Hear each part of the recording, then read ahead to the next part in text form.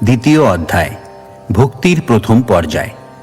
শ্রীল রূপ গোস্বামী ভক্তি রসামৃত সিন্ধু গ্রন্থে ভগবত ভক্তিকে তিনটি শ্রেণীতে বিভক্ত করেছেন: সাধন ভক্তি, ভাব ভক্তি ও প্রেম ভক্তি। এই বিভাগ তিনটি আবার কয়েকটি উপবিভাগে বিভক্ত হয়েছে। সাধারণত সাধন ভক্তির 2টি বৈশিষ্ট্য, ভাব ভক্তির 4টি বৈশিষ্ট্য এবং প্রেম ভক্তির 6টি বৈশিষ্ট্য। শ্রীল রূপ গোস্বামী পরবর্তী অধ্যায়ে এই সমস্ত বৈশিষ্ট্যগুলি বিশ্লেষণ করবেন। এই সম্পর্কে রূপ গোস্বামী বলেছেন যে ভগবত ভক্তি অনুশীলনে রত মানুষেরা তাদের ব্যক্তিগত রুচি অনুসারে ভগবত ভক্তির বিভিন্ন স্তরে অধিষ্ঠিত হন। তিনি বলেছেন যে ভক্তির সাধন পূর্ব জীবনের সাধনার অনুবর্তী রূপে ক্রমান্বয়ে চলতে থাকে। পূর্ব জীবনে যোগাযোগ না থাকলে ভগবত ভক্তি সাধনে ব্রতী হওয়া যায় না। উদাহরণস্বরূপ বলা যায়, কেউ যদি এই জীবনে কিছুটা ভগবত ভক্তি অনুশীলন করে থাকেন, তার সাধনা পূর্ণ না হলেও যতটুকু অনুশীলন তিনি করেছেন তা ব্যর্থ হবে না। পরবর্তী জীবনে তিনি যখন আবার ভক্তির অনুশীলন করা শুরু করবেন, তখন পূর্বজীবনে যে স্তরে তিনি শেষ করেছিলেন তারপর থেকে শুরু করবেন। এইভাবে ভক্তির সাধন নিরন্তর চলতে থাকে। কিন্তু কারো যদি এই রকম পূর্বলব্ধ সাধনা না থাকে এবং অকস্মাৎ কোনো শুদ্ধ ভক্তের উপদেশ রুচি হওয়ার ফলে ভক্তিমার্গ অঙ্গীকার করেন, তবে তিনিও এই পথে উন্নতি সাধন করতে পারেন। ভগবদ গীতা ও শ্রীমদ্ ভাগবত প্রমুখ শাস্ত্রগ্রন্থের তত্ত্ব উপলব্ধি করার প্রতি যাদের স্বাভাবিক রুচি রয়েছে, তারা মনোধর্মী দার্শনিক ও তার্কিকদের থেকে অনেক সহজে ভক্তিমার্গ অবলম্বন করতে পারেন। এই মন্তব্যের সমর্থন প্রাচীন মনীষীদের উক্ত অনেক প্রমাণ আছে। সেই সম্বন্ধে তারা বলেছেন, কোনো মানুষ তার যুক্তি ও সিদ্ধান্তের ভিত্তিতে কোনো মতবাদ প্রতিষ্ঠা করতে পারেন, কিন্তু তার থেকেও অধিক বুদ্ধিমত্তা সম্পন্ন কোনো তার্কিক এসে তার সেই মতবাদকে খণ্ডন করে অন্য আরেকটি মতবাদ প্রতিষ্ঠা করতে পারেন। এইভাবে তর্কের মাধ্যমে কখনোই যথার্থ সিদ্ধান্তে উপনীত হওয়া যায় না। তাই শ্রীমদ্ ভাগবতে মহাজনদের পদাঙ্ক অনুসরণ করার নির্দেশ দেওয়া হয়েছে। ভক্তি রসামৃত সিন্ধু গ্রন্থে শ্রীল রূপ গোস্বামী ভগবত ভক্তির যে শিক্ষা দিয়ে গেছেন, এখানে তারই সাধারণ বর্ণনা করা হয়েছে। পূর্বে ভগবত ভক্তির সাধন, ভাব ও প্রেম এই 3টি বিভাগের উল্লেখ করা হয়েছে। এখন শ্রীল রূপ গোস্বামী সাধন ভক্তির বর্ণনা করছেন। সাধন বা অনুশীলনের অর্থ হচ্ছে কোনো বিশেষ কার্যে ইন্দ্রিয়গুলিকে ভগবান শ্রীকৃষ্ণের সেবায় নিযুক্ত করা। কতকগুলি ইন্দ্রিয় দিয়ে জ্ঞান অর্জন করা হয় এবং কতকগুলি ইন্দ্রিয় আবার চিন্তা, অনুভূতি ও ইচ্ছাকে কার্যকারী করে। তাই সাধন বলতে মন ও ইন্দ্রিয়গুলিকে কার্যকারীভাবে ভগবানের সেবায় নিযুক্ত করাকে বোঝানো হয়। এই সাধন কোনো অস্বাভাবিক বা কৃত্রিম গুণকে বিকশিত করার প্রক্রিয়া নয়। এই হচ্ছে জীবের স্বাভাবিক প্রবণতার বিকাশ। যেমন একটি শিশু হাঁটতে শেখে। এই যে হাঁটার যোগ্যতা, এটি স্বাভাবিকভাবেই শিশুটির মধ্যে ছিল। তাই একটু চেষ্টা বা সাধনা করার ফলেই সে স্বচ্ছন্দে হাঁটতে শুরু করে।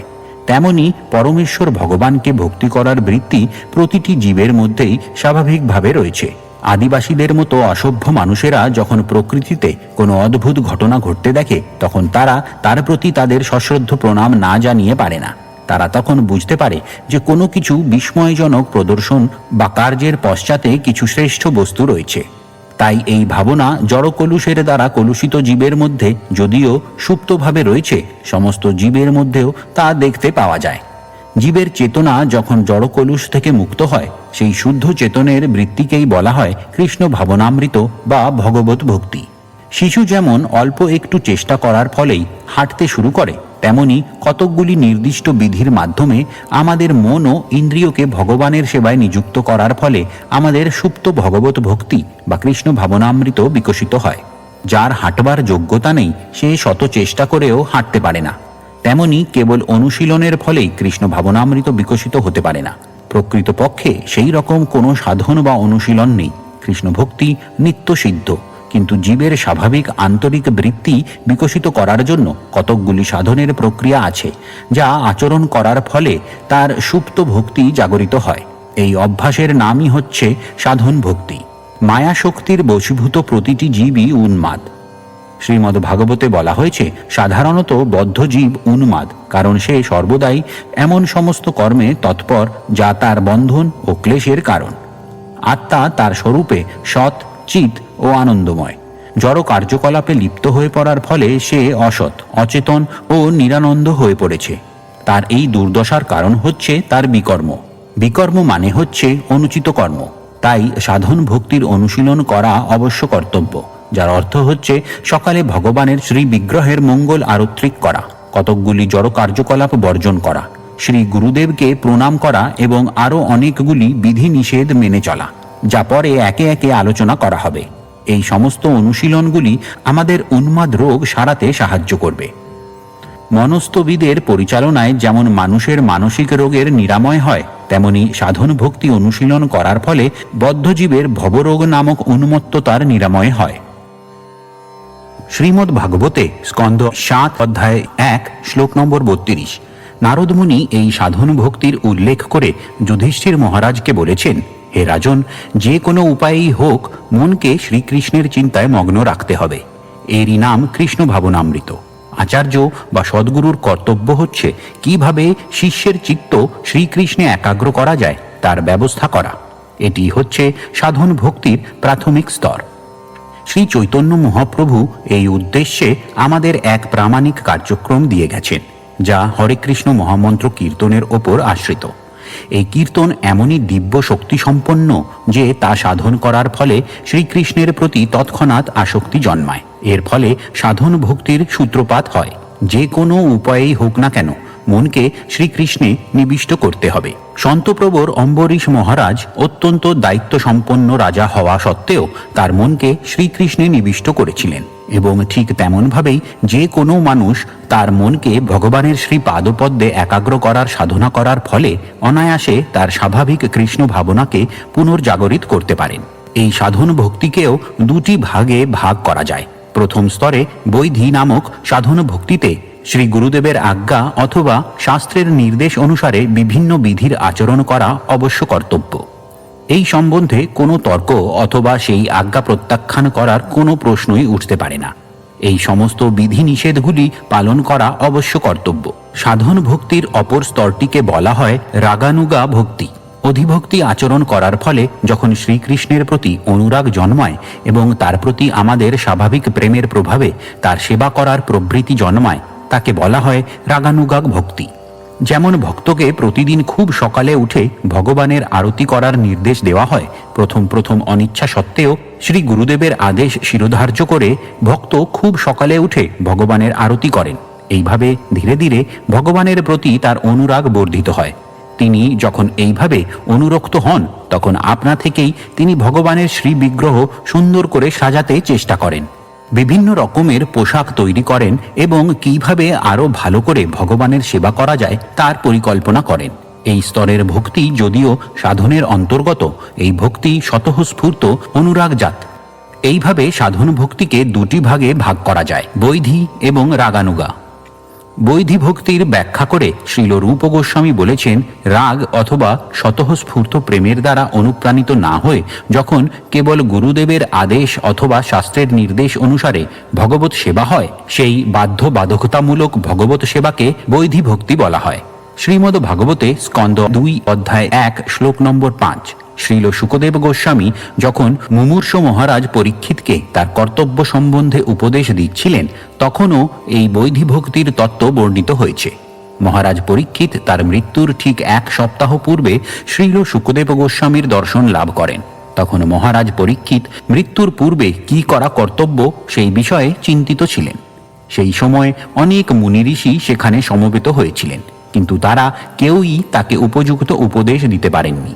শ্রীল শুকদেব গোস্বামী এসে তাকে নির্দেশ দিলেন, হে রাজন, যদি আপনি নির্ভয়ে মৃত্যুর সম্মুখীন হতে চান, তাহলে এখনই পরমেশ্বর ভগবান শ্রীকৃষ্ণের মহিমা শ্রবণ, গুণকীর্তন এবং লীলা স্মরণ করতে শুরু করুন। কেউ যদি ভগবানের দিব্য নাম সমন্বিত হরে কৃষ্ণ মহামন্ত্র শ্রবণ ও কীর্তন করতে শুরু করেন এবং সর্বদাই পরমেশ্বর ভগবান শ্রীকৃষ্ণকে স্মরণ করেন, তাহলে তার আর মৃত্যু ভয় থাকে না। শ্রীল শুকদেব গোস্বামী বলেছেন যে পরমেশ্বর ভগবান হচ্ছেন শ্রীকৃষ্ণ, তাই তিনি মহারাজ পরীক্ষিতকে সর্বক্ষণ শ্রীকৃষ্ণের কথা শ্রবণ করার পরামর্শ দিয়েছিলেন। তিনি বিভিন্ন দেবদেবীর কথা শ্রবণ বা কীর্তন করার নির্দেশ দেননি। মায়াবাদীরা, নির্বিশেষবাদীরা বলে যে যে কোনো দেবদেবীর নাম কীর্তন করা যেতে পারে এবং তার ফল একই হবে, কিন্তু প্রকৃতপক্ষে তা সত্য নয়। শ্রীমদ্ ভাগবতের প্রামাণিক নির্দেশ হচ্ছে কেবল পরমেশ্বর ভগবান বিষ্ণু বা কৃষ্ণেরই নাম শ্রবণ ও কীর্তন করা কর্তব্য। তাই শুকদেব গোস্বামী পরীক্ষিত মহারাজকে নির্দেশ দিয়েছেন, নির্ভয়ে মৃত্যুকে বরণ করতে হলে যে কোনো উপায় হোক পরমেশ্বর ভগবান শ্রীকৃষ্ণের নাম শ্রবণ, তার গুণ কীর্তন এবং তার লীলা স্মরণ করতে হবে। তিনি উল্লেখ করেছেন যে পরমেশ্বর ভগবান হচ্ছেন সর্বাত্মা। সর্বাত্মা কথাটির অর্থ হচ্ছে সকলের পরম আত্মা। শ্রীকৃষ্ণকে ঈশ্বর বলেও বর্ণনা করা হয়েছে, অর্থাৎ তিনি হচ্ছেন সেই পরম নিয়ন্তা যিনি সকলের হৃদয়ে বিরাজ করে সকলকে পরিচালিত করছেন। তাই আমরা যদি কোনো মতে শ্রীকৃষ্ণের প্রতি অনুরক্ত হতে পারি তাহলে তিনি আমাদের সমস্ত ভয় থেকে মুক্ত করবেন। ভগবদ্গীতায় বলা হয়েছে যে ভগবানের ভক্তের কখনো বিনাশ হয় না। নমে ভক্তঃ প্রণশ্যতি, অন্যদের কিন্তু অবশ্যই বিনাশ হয়। বিনাশ হয় অর্থাৎ এই মনুষ্য শরীর পাওয়া সত্ত্বেও মানুষ যদি জন্ম মৃত্যুর বন্ধন থেকে মুক্ত হওয়ার চেষ্টা না করে তাহলে সে এই সুবর্ণ সুযোগ হারিয়ে ফেলে। এই ধরনের মানুষেরা জানে না যে প্রকৃতির নিয়মে তারা কোথায় প্রক্ষিপ্ত হচ্ছে। কেউ যদি মনুষ্য জন্ম পাওয়া সত্ত্বেও তার হৃদয়ের কৃষ্ণ ভাবনা বিকশিত না করে তাহলে তাকে 84 লক্ষ বিভিন্ন যোনিতে জন্ম মৃত্যুর চক্রে প্রক্ষিপ্ত হতে হবে, যার ফলে তার আত্মস্বরূপ বিনিষ্ট হবে। জীবদেহ বিভিন্ন রকমের, তাই পরবর্তী জন্মে সে একটি গাছ হয়ে জন্মাবে, না পশু হয়ে জন্মাবে, না পাখি হয়ে জন্মাবে, সেই সম্বন্ধে কোনোই নিশ্চয়তা নেই। জীবের স্বাভাবিক কৃষ্ণ ভক্তি পুনঃ প্রকাশিত করবার জন্য শ্রীল রূপ গোস্বামী পরামর্শ দিয়েছেন যে কোনো না কোনোভাবে আমাদের মনকে দৃঢ়তার সঙ্গে শ্রীকৃষ্ণের চিন্তায় মগ্ন রাখতে হবে এবং তার ফলে আমরা মৃত্যু ভয় থেকে মুক্ত হতে পারব। মৃত্যুর পর যে আমাদের কি গতি হবে সেই সম্বন্ধে আমাদের কোনোই ধারণা নেই, কারণ তখন আমরা সম্পূর্ণরূপে প্রকৃতির নিয়মের বশবর্তী হয়ে থাকি। পরমেশ্বর ভগবান শ্রীকৃষ্ণই কেবল প্রকৃতিকে নিয়ন্ত্রণ করেন। তাই আমরা যদি দৃঢ়তার সঙ্গে শ্রীকৃষ্ণের শরণাগত হই তাহলে আর বিভিন্ন যোনিতে জন্ম ও মৃত্যুর চক্রে পুনরাবর্তিত হওয়ার ভয় থাকে না। শ্রীকৃষ্ণের অনন্য ভক্ত অবশ্যই কৃষ্ণলোক ফিরে যাবেন। ভগবদ্গীতায় পরমেশ্বর ভগবান শ্রীকৃষ্ণ বারবার আমাদের এই আশ্বাস দিয়ে গেছেন। পদ্মপুরাণেও এই পন্থা অবলম্বন করার নির্দেশ দেওয়া হয়েছে। সেখানে বলা হয়েছে নিরন্তর ভগবান শ্রীবিষ্ণুর স্মরণ করা কর্তব্য। এইভাবে নিরন্তর ভগবানকে স্মরণ করাকে ধ্যান বলা হয়। শাস্ত্রের বিধান হচ্ছে যে মনকে শ্রীবিষ্ণুতে একাগ্র করে ধ্যান করা কর্তব্য। পদ্মপুরাণে নির্দেশ দেওয়া হয়েছে ধ্যানের মাধ্যমে মনকে শ্রীবিষ্ণুতে নিবেশিত করা উচিত, যাতে ক্ষণিকের জন্যও আমরা তাকে ভুলে না যাই। চেতনার এই অবস্থাকে বলা হয় সমাধি। আমাদের জীবনের কার্যকলাপকে এমনভাবে পরিচালিত করার চেষ্টা করতে হবে যাতে আমরা সর্বক্ষণ শ্রীবিষ্ণু বা শ্রীকৃষ্ণকে স্মরণ করতে পারি। এরই নাম কৃষ্ণ ভাবনামৃত। ধ্যান চতুর্ভুজ শ্রীবিষ্ণুকেই করা হোক বা দ্বিভুজ শ্রীকৃষ্ণকেই করা হোক, তা একই কথা। পদ্মপুরাণে বলা হয়েছে যেভাবেই হোক না কেন সর্বদা শ্রীবিষ্ণুর চিন্তা করতে হবে, কোনো পরিস্থিতিতেই যেন তাকে আমরা ভুলে না যাই। সমস্ত শাস্ত্রীয় বিধানের মধ্যে এটি হচ্ছে মূল বিধান। যখন কোনো কর্ম করার নির্দেশ দেওয়া হয় তখন তার সঙ্গে কিছু নিষেধও থাকে। যখন কৃষ্ণকে নিরন্তর স্মরণ করার নির্দেশ দেওয়া হচ্ছে তখন তার সঙ্গে এই নিষেধটিও নির্দেশিত হচ্ছে যেন কখনো আমরা তাকে ভুলে না যাই। সমস্ত শাস্ত্রীয় বিধিনিষেধ সম্পূর্ণভাবে এই বিধিনিষেধের অন্তর্গত। এই বিধি সমস্ত বর্ণ ও আশ্রমের প্রতি প্রযোজ্য। বর্ণ 4টি, যথা ব্রাহ্মণ, ক্ষত্রিয়, বৈশ্য ও শূদ্র। আশ্রম 4টি, যথা ব্রহ্মচর্য, গার্হস্থ, বনপ্রস্থ ও সন্ন্যাস। বিধিগুলি কেবল ব্রহ্মচারীদেরই পালনীয় নয়, সেগুলি সকলেরই আচরণীয়। কেউ ব্রহ্মচারী হোক বা সন্ন্যাসী হোক, কনিষ্ঠ সাধক হোক বা উত্তম সাধক হোক, তাতে কিছু যায় আসে না। পরমেশ্বর ভগবানকে নিরন্তর স্মরণ এবং ক্ষণিকের জন্য তাকে ভুলে না যাওয়া, এই নির্দেশ অনুসরণ করা সকলেরই অবশ্য কর্তব্য। যদি এই বিধিটি পালন করা হয় তাহলে অন্য সমস্ত বিধি নিষেধগুলিকে এই মুখ্য সিদ্ধান্তের সহকারী বা সেবক বলে বিবেচনা করা উচিত। বিধি নিষেধ ও তাদের ফলসমূহ শ্রীমদ্ ভাগবতের 11 স্কন্ধে অধ্যায় 5 শ্লোক নম্বর 2-3 বর্ণিত হয়েছে। নবযোগেন্দ্রের অন্যতম চমস মুনি মহারাজ নিমিকে উপদেশ দেন, হে রাজন, ব্রাহ্মণাদি 4 বর্ণ পরমেশ্বর ভগবানের বিরাট রূপের বিভিন্ন অঙ্গ থেকে প্রকাশিত হয়েছে। তার মস্তক থেকে ব্রাহ্মণ, বাহু থেকে ক্ষত্রিয় উদর থেকে বৈশ্য ও চরণ থেকে শূদ্র উৎপন্ন হয়েছে। ব্রহ্মচর্য, গ্রাহস্থ, বানপ্রস্থ এবং সন্ন্যাস এই আশ্রম চারটিও তাদের সঙ্গেই উদ্ভূত হয়েছে। এই বর্ণ ও আশ্রমের বিভাগ গুণ অনুসারে হয়ে থাকে। ভগবত গীতায় প্রতিপন্ন হয়েছে যে ভগবান নিজেই গুণ ও কর্ম অনুসারে চারটি বর্ণ ও চারটি আশ্রম সৃষ্টি করেছেন। শরীরের বিভিন্ন অঙ্গ যেমন ভিন্ন ভিন্ন কার্য করে, তেমনি গুণ ও কর্ম অনুসারে বিভিন্ন বর্ণ ও আশ্রমেরও ভিন্ন ভিন্ন কার্যকলাপ রয়েছে। এই সমস্ত কার্যকলাপের চরম লক্ষ্য হচ্ছে পরমেশ্বর ভগবান শ্রীকৃষ্ণের সন্তুষ্টি বিধান করা।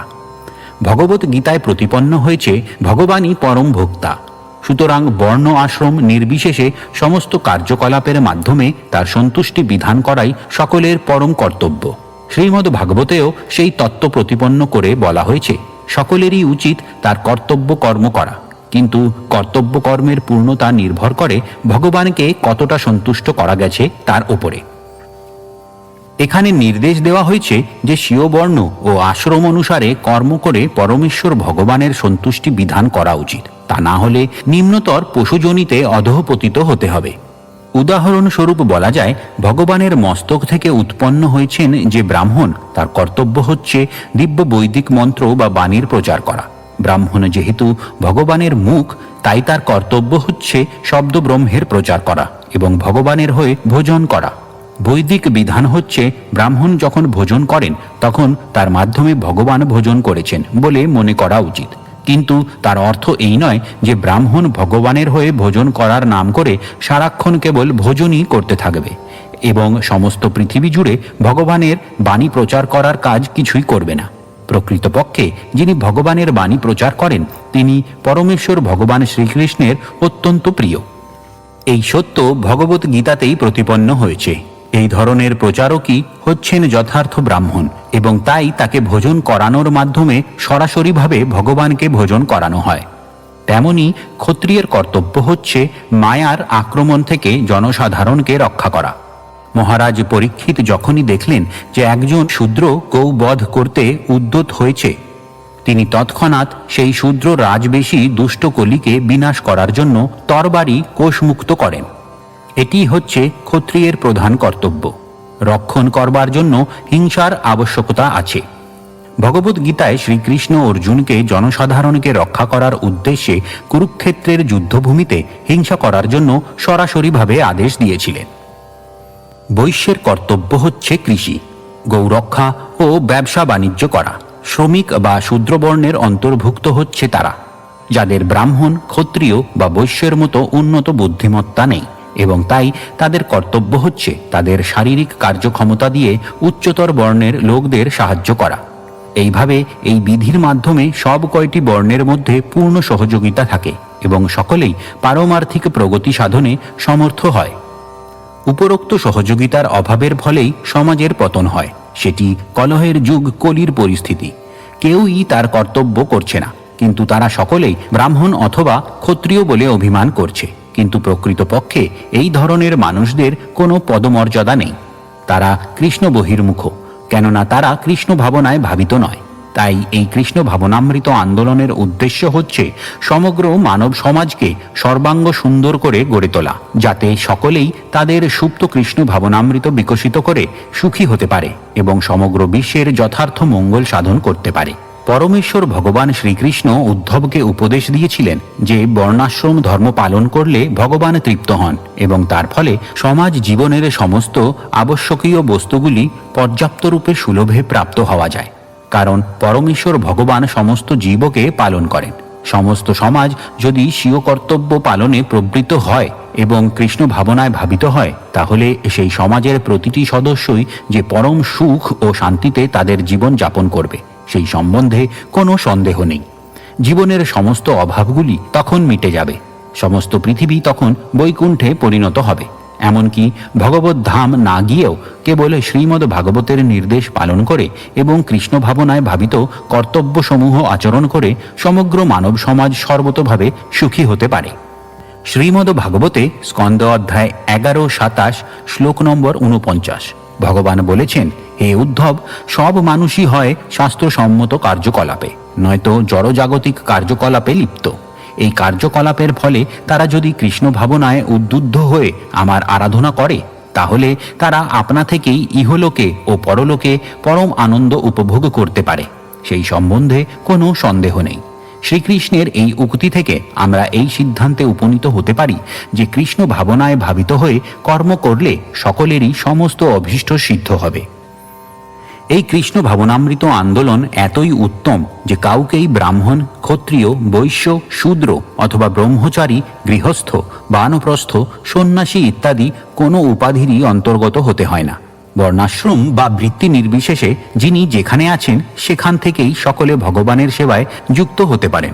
যিনি যে কাজ করছেন সেই কাজ করেই কৃষ্ণ ভাবনায় ভাবিত হয়। তার সমস্ত ফল শ্রীকৃষ্ণের চরণে অর্পণ করে তার আরাধনা করতে পারেন। তাহলে সমস্ত পরিস্থিতির সমাধান হবে এবং জগতের সকলেই সুখ ও শান্তি লাভ করতে পারবে। নারদ পঞ্চরাত্রে ভক্তির এই বিধিবিধানের বর্ণনা করে বলা হয়েছে, শাস্ত্রে ভগবানের প্রসন্নতার জন্য যে সমস্ত কর্ম করার নির্দেশ দেওয়া হয়েছে সেগুলিকে মহান আচার্যেরা ভগবত ভক্তি অনুশীলনের বিধি বলে মনে করেন।